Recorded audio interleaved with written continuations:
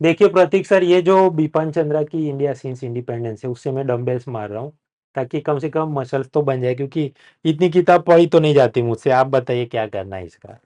जी sir, post independence India के लिए बहुत सारे बच्चों को कन्फ्यूजन रहता है एस्पायरेंट्स के अंदर कि भाई क्या करना चाहिए क्या नहीं करना चाहिए। Rule number 1 for UPSC examination is understanding syllabus. UPSC ने जीएस पेपर 1 के अंदर सर इसका सिलेबस डाला हुआ है। उसमें एक ही लाइन लिखी है, post independence consolidation and reorganisation within the country. हमें पहले ये चीज समझ में आ जानी चाहिए कि इसका बैकग्राउंड कहाँ से है और कंसोलिडेशन का मतलब क्या होता है और रीऑर्गेनाइजेशन का मतलब क्या है। तो ये जो टॉपिक है this is related to the post independence India of states. Bharat में जो रजवाड़े थे उनके बाद हमने उनको कैसे रीऑर्गेन इंटीग्रेट किया, कंसोलिडेट किया, फिर रीऑर्गेनाइज किया। और reorganisation is a continuous term. Continuous term इसके लिए क्योंकि थीमेटिकली देखा जाए तो अभी भी हमने जम्मू कश्मीर को रीऑर्गेनाइज किया, राइट, लद्दाख और उसको अलग कर दिए। तो एक को दोनों को यूटी बनाया, एक को यूटी विथ लेजिस्लेटिव असेंबली, दूसरे को यूटी विदाउट लेजिस्लेटिव असेंबली। तो इस तरह से रीऑर्गेनाइज किया। तो हमें स्टेप बाय स्टेप प्रोसेस पता होना चाहिए इंडिया के अंदर स्टेट्स की इवोल्यूशन कैसे हुई है। 1947 में क्या हालत थी हमारी, 550 रजवाड़े किस तरह से अलग अलग किए थे, और वो मॉडर्न हिस्ट्री का पार्ट है। तो मॉडर्न हिस्ट्री पढ़ा होता तो आपको थोड़ा आइडिया रहता है उसके अंदर से। इसमें जो सवाल आते हैं वो इसके एक तो थीम सेंट्रिक आते हैं। दूसरा इसके अंदर जो सवाल आ रहा है मेनली वो करंट सेंट्रिक या कोई ना कोई आपको डेवलपमेंट, जैसे आप देखोगे तो ये दोनों कीवर्ड उठा के उसने सवाल आपको पूछ दिया। और सवाल में क्या पूछा, आपको पूछा कि the political and the administrative reorganisation of states and territories has been a continuous ongoing process since the mid 19th century. मतलब ये है कि 1850 से लेके आज तक अभी भी रीऑर्गेनाइजेशन चल रहा है। अब ये तो मॉडर्न हिस्ट्री के साथ लिंकअप करके लिखोगे तो ही समझ में आएगा। अब इसके लिए आपको इतनी भारी किताब पढ़ने की आवश्यकता नहीं, पर थीमेटिक अंडरस्टैंडिंग आजादी के बाद के भारत की आपको मिलनी चाहिए, वरना आप नहीं लिख पाओगे। क्योंकि ये टॉपिक ही ऐसा है, जैसे भारत में ब्रिटिश ने जो राज्यों का निर्माण किया, बॉम्बे स्टेट था। बॉम्बे यूज्ड टू बी, बृहद Bombay used to be modern day Gujarat, some parts of Karnataka, part of the Andhra and Hyderabad, मतलब जो हैदराबाद पुराना रिजिम था वहां तक और सिंध तक फैला हुआ था। उसको आज की तारीख में हमने रीऑर्गेनाइज करके बेसिकली गुजरात और महाराष्ट्र को अलग कर दिया। अभी भी मांग हो रही है कि और भी करना चाहिए। वही कहानी आप देखोगे बिहार झारखंड के केस में है कि भाई झारखंड स्टेट की जो डिमांड है वो आजादी के पहले से चली आ रही है, और फिर 2000 में हमने बिहार झारखंड को अलग कर दिया। तो ये कंटिन्यूसली पॉलिटिकल एडमिनिस्ट्रेटिव प्रोसेस है। अब इसको थीमेटिकली पढ़ेंगे तो ज्यादा समझ में आएंगे। आपको मेनली ये पूछा जाता है कि भाई भारत के अंदर जो प्रिंसली स्टेट्स को हमने इंटीग्रेट किया उसको लेके क्या क्या प्रॉब्लम्स हमको देखने को मिलती है। क्योंकि स्टेट की साइज बड़ी थी, कुछ स्टेट्स की साइज बहुत छोटी थी, स्टेट्स की भाषा अलग थी, स्टेट्स की संस्कृति, स्टेट्स का कल्चर अलग था। तो उनको इंटीग्रेशन करने में क्या क्या प्रॉब्लम आई 550 रजवाड़ों में, वल्लभ भाई पटेल का क्या योगदान रहा है। तो mainly sir post independence India जो है, लोगों को लग रहा था कि पॉलिटिकल हिस्ट्री बेस्ड सवाल आता है। वो पॉलिटिकल हिस्ट्री से तो हालांकि एक आध बार सवाल उसने पूछा है कि जय जवान जय किसान की कंटेक्स्ट बता दीजिए, इंडिया का बांग्लादेश में पार्टिसिपेशन 1971 के कंटेक्स्ट में आप बताइए, पर वो 2013 में पूछा था। उसमें भी कोई प्राइम मिनिस्टर के सेंट्रिक रोल नहीं पूछा था। तो आप जो किताब सर देख रहे हो, जिसके बारे में आपको बड़ी चिंता, गहन चिंता, और आप उसे डंबल्स मार रहे थे, एक्चुअली इसके सिलेक्टेड चैप्टर्स आपको पढ़ने हैं। लैंड रिफॉर्म्स पढ़ना है, प्रिंसेस स्टेट्स की रीऑर्गेनाइजेशन कंसोलिडेशन आपको पढ़नी है, इकोनॉमिक रिफॉर्म्स कैसे हुए हैं और भारत ने कैसे एक देश के रूप में प्रगति की है, प्रोग्रेस की है, उसके ऊपर से ही सवाल आता है। बाकी तो आप देखिए आपको प्रांतवाद के ऊपर से सवाल आ रहा है, what do you mean by the regionalism, और ये रीजनलिज्म क्या कल्चरल पार्ट्स का एक सिस्टम है। भारत में नए स्टेट्स की जो फॉर्मेशन हो रही है क्या ये बेनिफिशियल है कि नहीं, और इकोनॉमी के केसेस के ऊपर आपको सवाल पूछता है कि the formation of linguistic states has strengthen the cause of Indian unity, है ना। आप देखिए जेवीपी कमेटी ने मना कर दिया था, धार कमीशन ने मना कर दिया था 1947-48 में कि भारत में भाषा आधारित राज्य नहीं होने चाहिए। पर आखिर में 1953 में आंध्र प्रदेश बना। पोटी श्रीरामुलु जी की मृत्यु हो गई, उन्होंने उपवास किया था, और उसके बाद नेहरू की सरकार को स्टेट रिओर्गेनाइजेशन कमीशन बनाना पड़ा। आखिर के अंदर फिर एक कानून पास किया, और 56 में आप देखिए कितने स्टेट्स बने। आज 28 स्टेट्स का एक पूरा का पूरा यूनियन बना है। We have got multiple union territories. तो आप समझ सकते हो कि किस तरह से ये पूरा, तो ये थीमेटिक है। आज की तारीख में अभी मांग हो रही है भील प्रदेश की, भील ट्राइबल स्टेट की। तो क्या भविष्य में आपको पूछा जा सकता है कि ट्राइबल आइडेंटिटी के ऊपर स्टेट्स क्रिएट करना हमारे तक, तो बड़े ओपिनियन बेस्ड सवाल आते हैं सर पोस्ट इंडिपेंडेंस इंडिया में। ये बुक से आपको इवेंट्स मिलेंगे, अंडरस्टैंडिंग खुद आपको डेवलप करनी पड़ेगी बेस्ड ऑन द पीवाईक्यूज। इसमें पीवाईक्यूज में जैसे आपको ये ट्राइबल मूवमेंट्स के ऊपर सवाल आया हुआ है ऑलरेडी कि भाई why are the tribals in India are called as scheduled tribe, है ना, और उनके लिए कॉन्स्टिट्यूशन प्रोविजन क्या थे। अब basically this is part of tribal consolidation.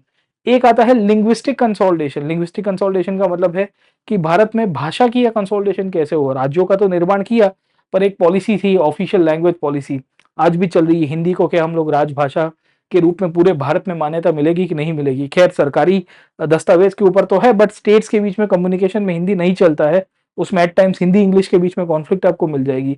तो बहुत सारे टॉपिक्स है। 2013 में सर जो सवाल आए थे ना, वो पॉलिटिकल इवेंट्स के साथ कुछ कुछ जुड़े हुए थे, जैसे इवोल्यूशन एंड सिग्निफिकेंस ऑफ जय जवान जय किसान। So this was related to 1965 war, जहां एक टाइम के ऊपर हमारे पास खाने की कमी थी, ग्रीन रिवॉल्यूशन नहीं हुआ था, पाकिस्तान के साथ हम लोग लड़ाई कर रहे थे। ये भूदान ग्रामदान मूवमेंट हुआ, ये आया पॉपुलर मूवमेंट आफ्टर इंडिपेंडेंस। अब नेक्स्ट टाइम आपको पूछा जाएगा कि आपको चिपकू मूवमेंट के बारे में बता दो, आजाद भारत में जाति आधारित कास्ट बेस्ड मूवमेंट हुए हैं पोस्ट इंडिपेंडेंस इंडिया में, उसमें से आ सकते हैं। जी। एनवायरमेंटल मूवमेंट से, वुमेन राइट्स को लेके मूवमेंट हो रहे हैं, या इंडिया पाकिस्तान की कॉन्फ्लिक्ट, जैसे ये ताशकंद के ऊपर आपको सवाल आ गया कि भाई what circumstances led to the Tashkent in 1966, discuss the highlights of the agreement. तो सर इसमें जो सवाल आ रहे हैं बड़े थीमेटिक आ रहे हैं मेरे हिसाब से। 2013 में थोड़े बहुत पर्सनालिटी बेस भी आ गए थे, मौलाना अबुल कलाम आजाद और वो, पर 2013 के बाद से तो इनफैक्ट वहां से सवाल आया ही नहीं है। और ज्यादातर सवाल यही थीम के इर्द गिर्द घूम रहे हैं, social consolidation, economic consolidation, land reforms, Bharat ने कैसे सुधार किया है जमीन, जैसे आपके जीएस पेपर 3 में भी है, जीएस 1 का भी पार्ट है लैंड रिफॉर्म्स का, यस। भूदान बेसिकली उसी के साथ शुरू हुआ था, और उसके ही इर्द गिर्द आपको एक थीम पकड़ के रखनी है। सर प्रश्न एक दो ये है कि ये अब वैसे तो इतनी मोटी किताब है, इसको पढ़ के क्या ही प्रोसेस करे आदमी सेल्फ स्टडी से। Right sir. ऑल्टरनेट के रूप में ये जो पॉलिटिकल साइंस की क्लास 12 की किताब है, पॉलिटिक्स इन तो India since do independence. You think इसका रिप्लेसमेंट में ये पढ़ सकते हैं? सर रिप्लेसमेंट तो मैं नहीं कहूंगा कि politics in India since independence is a replacement to India since independence, but selective study कर सकते हैं, क्योंकि जैसे politics since India since independence में पॉपुलर मूवमेंट्स के ऊपर एक चैप्टर दिया हुआ है। ये मूवमेंट्स जैसे मैंने अभी आपको चिपकू मूवमेंट के बारे में बताया, या आजाद भारत में बहुत सारे मल्टीपल मूवमेंट्स हुए हैं जो ट्राइबल मूवमेंट्स के रूप में है और उसके कंटेक्स्ट में है, तो उससे आपकी एक अंडरस्टैंडिंग हो जाएगी। अंडरस्टैंडिंग होने के बाद आखिर में आपको खुद का अपना डेवलपमेंट, जैसे एक पीजेंट मूवमेंट है आफ्टर इंडिपेंडेंस, अब वो यहाँ पे बहुत अलग तरह से दिया है और यहाँ बहुत ही सिंप्लीफाई करके दिया हुआ है, तो एनसीईआरटी से अंडरस्टैंडिंग बन जाएगी आपकी। बट इसमें से मैं स्टिल सजेस्ट करूंगा, तो there are certain selected chapters जो इंडेक्स के अंदर आप देखोगे ना, तो आपको सिलेबस के अंदर से ही समझ में आ जाएंगे। जैसे बिपिन चंद्रा साहब की जो इंडेक्स है, वो पूरी की पूरी किताब ना पढ़ते हुए अगर बच्चे ने मॉडर्न हिस्ट्री अच्छे से पढ़ा हुआ है कैंडिडेट ने, तो उसमें ये जो कंसोलिडेशन एज ए नेशन 1 2 3 4 ये जो टॉपिक है ये सबसे इंपॉर्टेंट है। फिर इसमें पीछे 2 चैप्टर्स लैंड रिफॉर्म्स के दिए हुए हैं, दे आर इंपॉर्टेंट। अभी आजकल आप देखोगे land reforms 1, land reforms 2 land ceiling के ऊपर है, 3 चैप्टर उसके हैं। और एक आध caste untouchability and women since independence, क्योंकि भारत की आजादी के आंदोलन में स्त्रियों का तो योगदान बहुत है, उसके ऊपर सवाल भी पूछे हैं। आजाद भारत के विकास में और उसके निर्माण में कैसे women basically as a character, उनकी पर्सनैलिटी का क्या रोल प्ले रहा है, वहां से थीम बेस्ड सवाल आने की शक्यता रहेगी। तो सिलेक्टेड चैप्टर पढ़ के जाएंगे तो ठीक रहेगा सर। अच्छा सर, अनअकैडमी पर आप history all the way from ancient medieval, freedom struggle, world history और ये आज़ादी के बाद का भारत भी पढ़ाते हैं। Right sir. तो आपके कोर्स में ये आप कितने आवर्स में कंप्लीट करते हैं? सर ये तकरीबन 30-40 आवर्स के बीच में मैं आराम से कवर करवा देता हूँ। इसमें मेन यही है कि हम एग्जाम सेंट्रिक रहे, बच्चे को ये कीवर्ड अगर कहीं से भी पूछा जाए ना, कंसोलिडेशन, अगर आप मुझे पूछोगे कि व्हाट इज सोशल कंसोलिडेशन, तो मैं कहूंगा कि भाई देखो भारत में article 17 is an example of social consolidation. क्यों? क्योंकि हमने अनटचेबिलिटी को हटाया। जी। ये आजाद भारत का एक पार्ट है। सोशल कंसोलिडेशन में हमने हिंदू कोड बिल लेके आए कि कैसे वुमेन राइट्स के ऊपर काम किया, marriage, uniform civil code is an example of social consolidation. तो ये ट्राइबल कंसोलिडेशन है, तो ट्राइबल कंसोलिडेशन के ऊपर हमने एक पॉलिसी लेके आए, ट्राइबल पंचशील, आज की तारीख में सरकार क्या क्या काम कर रही है। तो हम बड़ा थीमेटिकली करते हैं और प्रोजेक्ट करके चलते हैं कि देखो पीवाईक्यूज में इतना आया है, इसमें और डायमेंशन इससे निकल के आएंगे। तो सिस्टमेटिक करिए, पोस्ट इंडिपेंडेंस स्कोरिंग है। प्रॉब्लम यही है कि बड़ा किताबों में, कोई एक किताब में स्टैंडर्ड सोर्स में सीधा सीधा नहीं मिलता है, तो ये थोड़ी दिक्कत हो जाती है। दोस्तों पोस्ट इंडिपेंडेंस इंडिया का ये जो स्ट्रेटेजी वीडियो आप लोग देख रहे हैं, उसके अंदर मैंने बताया हुआ है मोराल सर के साथ डिस्कशन करते हुए कि कैसे पोस्ट इंडिपेंडेंस इंडिया को पढ़ा जा सकता है ये बुक के अंदर से। ये बुक के अंदर सिलेक्टेड चैप्टर्स का रिव्यू करना, उसके अंदर से कंटेंट निकालना और उसके बाद फिर एक्सपेक्ट करना कि यूपीएससी इसमें से सवाल किस तरह के पूछेगी, वो एट टाइम्स एस्पायरेंट्स के लिए बहुत टफ हो जाता है। तो आप लोग अपनी तैयारी तो शुरू कर ही रहे हैं, no doubt, post independence India के कंटेक्स में, पर मैं आपको साथों साथ ये भी कहना चाहूंगा कि आप जो चीज नई नई करके 2-3 महीने लगा दोगे इसको पढ़ने में, वही चीज अगर मैं आपको कहूं कि एक लिमिटेड टाइम स्पेस के साथ मैं आपको कवर करा के दूं, तो आपको कैसा लगेगा? जी हाँ दोस्तों, मैं बात कर रहा हूं, आपको वेलकम करना चाहता हूं मेरे कोर्स में। पोस्ट इंडिपेंडेंस इंडिया का कॉम्प्रिहेंसिव कोर्स हम लेके आ रहे हैं अनअकैडमी के ऊपर, जहां मैं पावर पैक सेशन लूंगा, जहां मुझे पता है कि एग्जाम की डिमांड क्या है, कितना पढ़ने लायक है इसमें से, और इसके सिवाय और भी रेफरेंस बुक है, जैसे आजाद भारत के अंदर जो बनी हुई घटनाएं हैं, उसके कंटेक्स्ट में क्या क्या सवाल बने जा सकते हैं, उन सब का आपको comprehensive analysis along with the mains PYQs आपको मिलेगा। तो जुड़िए हमारे साथ, डिस्क्रिप्शन बॉक्स के अंदर लिंक अवेलेबल है। Will be starting this course from the 15th and the 16th of August. जी हाँ दोस्तों, आजाद भारत की हम लोग शुरुआत करेंगे तो 15 अगस्त के बाद ही शुरू कर रहे हैं। अभी आपको डिस्क्रिप्शन बॉक्स के अंदर लिंक अवेलेबल हो जाएगी, आप जरूर से इसके अंदर जुड़िएगा। सब्सक्रिप्शन लेते समय पीएन लाइव कोड जरूर से यूज करना, आपको मैक्सिमम डिस्काउंट भी मिल जाएगा। यहाँ हम लोग 30-35 घंटे के आसपास बहुत ही पावर पैक सेशंस करेंगे। उसमें बिपिन चंद्रा साहब की बुक की एनालिसिस तो करेंगे, पर और भी इंपॉर्टेंट इवेंट्स है आजाद भारत में से जहां से सवाल पूछे जा सकते हैं, उसकी भी चर्चा करेंगे। ये मेरी प्रोफाइल है, आपको डिस्क्रिप्शन बॉक्स में लिंक मिल जाएगा, वरना आप ये स्कैन करके भी हमारी प्रोफाइल को फॉलो कर दीजिए। You will get all the updates regarding the courses and the classes. Unacademy आपके लिए नई बैचेस लेके आया है, हम लोग कंटिन्यूअसली आपके लिए साथ है, आपके साथ में तैयारी करवा रहे हैं।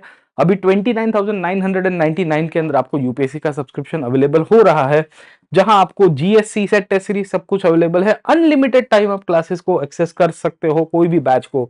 तो इंडिया के टॉप एजुकेटर्स के द्वारा क्लासेस आपके कवर हो जाएंगे, सब कुछ कॉम्प्रिहेंसिवली है। इनफैक्ट हम लोग आपके लिए लेके आए हैं टेस्ट सीरीज, स्पेशल क्लास की एक सीरीज, जहां हम लोग फ्री कोर्सेज करा रहे हैं। मैं 6 तारीख को दोपहर को 1 बजे एक सेशन ले रहा हूं, जहां डिस्कशन करूंगा इंडियन कल्चर की स्प्रेड कैसे हुई, how the Indian culture spread outside India. प्राचीन भारत में ग्रेटर इंडिया का कंसेप्ट आता है, जरूर से जुड़िए, उसकी भी लिंक आपको डिस्क्रिप्शन बॉक्स के अंदर मिल जाएगी।